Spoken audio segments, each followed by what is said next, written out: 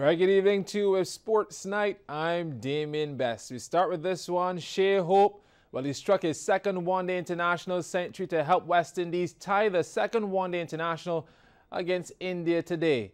Hope struck a boundary of the last ball of the innings to share the spoils as the Windies equal a massive target set by the hosts earlier when India won the toss and batted first. There was a second consecutive century from captain and player of the match, Virat Kohli, that led the hosts to 321 for 6 off their 50 overs. Kohli top scored with 157 of 129 deliveries, inclusive of 13 fours and 4 sixes. In the process, becoming the fastest batsman to 10,000 ODI runs.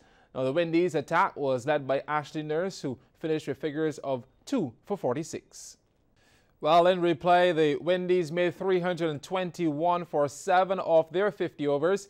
Hope was unbeaten on 123, inclusive of 10 fours and 3 sixes, while Shimron Hetmyer made 94 from just 64 deliveries, inclusive of 4 fours and 7 sixes. Kuldeep Yadav collected 3 for 67.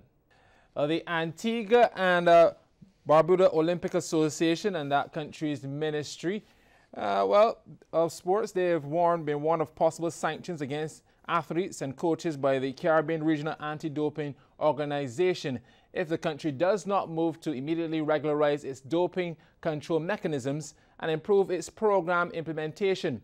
In a letter dated October 12, 2018 and signed by Barbadian Dr. Adrian Lord, who is chairman of RADO, expressed its concern over the limited anti-doping activity in Antigua and Barbuda over the last 5 years. The letter highlighted that doping control in Antigua and Barbuda does not exist outside of Cricket West Indies missions. RADO went on to list communication, sustainability and education and advocacy as areas where Antigua and Barbuda have failed to live up to the required standards.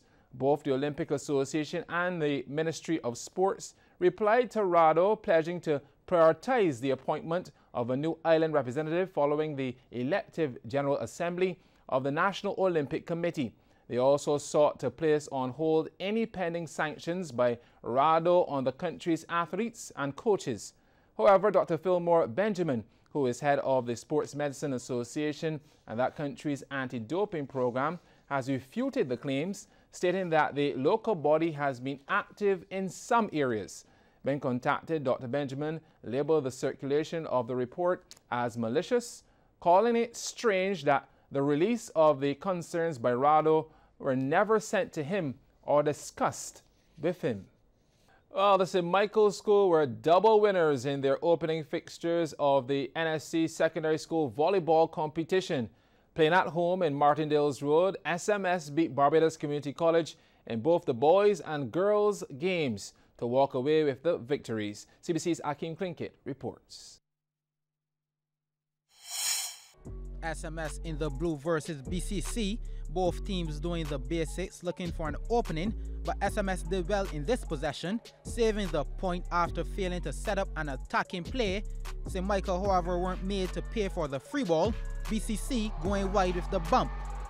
BCC replied instantly, floating serve from Nathaniel James, which finds the open left side of the backcourt. That's an ace. Still, SMS would narrowly take this first set 25-23, Holligan using his feet to good effect. Holder then puts it over on 2 rather than spiking into the vacant front court. In the second, SMS came out looking to have an early shower. Short set from Holder, and Burke gets up and spikes viciously, causing problems in the BCC backcourt. Point SMS. They then came good on defense, one blocker for Walker to be at the net, but instead he meets the hand of Holder and the point again goes to SMS. However, BCC will fight their way back in this second set. First, the ace by Durant. Then the push into the right side of SMS backcourt by Walker to take the second, 25-20, and force a decisive set. In the third, BCC were looking to continue with their momentum, but SMS had other ideas. Short set for Walker, but SMS blockers leaped well for the rejection in the middle of the net. This third set was set up to be a battle as both teams were searching for the win. BCC pulling out all the stops, but SMS answering well with their defense. However, defense also proved to be a key point for BCC as they came good here on the right. But SMS will hold on to take the game on home turf, taking the third, 15-11, and the game 2-1. In the girls' game, SMS in the green got straight to work. Powerful serve from Janae Greenwich to collect the ace and get on the scorecard first. BCC got on the score sheet immediately after. Looping a tap from Watkins finds the open right side of SMS backcourt. However, SMS will finish off the first set in a jiffy, taking it 25-10 as Thompson spikes home. In the second, BCC started hot. Instead of setting for the spike, Watkins finds the backcourt with the softer tap, which cushions the ball for the point.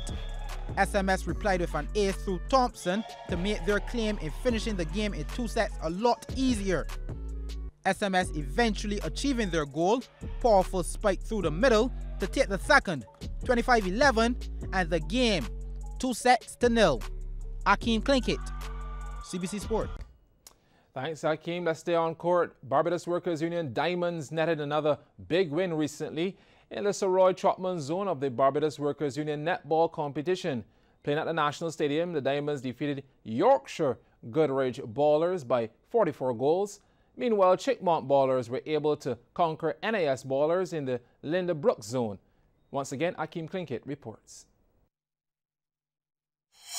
NAS Ballers in the yellow started on the front foot. Overhead pass for goal shooter Lynette Holder to collect, and she drains her shot to collect one of her 5 goals from 9 attempts.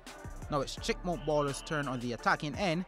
Energetic movements lead to a pass inside the circle to goal attack Caroline Nurse. She's good with first shot as she scored 14 from 17 on the evening. Nurse then sets up this play from midcourt and puts herself in the position to finish it as well, as the Chickmont Ballers led after the first quarter 8-3, also taking the second 14-5. So we pick up in the third quarter with Chickmont still pushing the tempo. Goal shooter Ayana Reed showing her vision with a bounce pass to Nurse, who again finishes easily. At the opposite end, NAS were using their angles correctly, and goal attack Renato Hazel made herself available to collect and score. She had 7 from 14. Quick passing again from NAS, and once again Hazel is open to finish, allowing NAS to have their most productive quarter with 5 goals. But Chickmont still led 20-10 going into the fourth. Chickmont would eventually go on to win the game 24-14 as Nurse played the role of distributor this time for Reed to finish, Reed with 10 goals from 16. In the second game of the night in the Sir Roy zone, BWU Diamonds started fluently, precise passing up the court, Carrie-Ann Braffett the recipient as she closes out the play, scoring one of her 40 goals from 61 attempts. Braffett was efficient in her movement around the circle, once again receiving the pass and finishing. The goal attack then gave her input on the game, Colleen Griffith scoring one of her 5 goals from 9 attempts as the Ballers led 13-6 after the first quarter. In the second, the Diamonds continued to apply the pressure. Braffett fortunate this time, the defender pushing the ball into her hands, and she grabs a hold of the opportunity. That's another goal. Yorkshire Goodrich Ballers now attacking, trying to cut the deficit, and goal attack Shakira Thompson helps their cause with one of her 8 goals from 16 attempts. But the Diamonds would still outscore the Ballers 21-4 in this second quarter to go into the half up 34-10.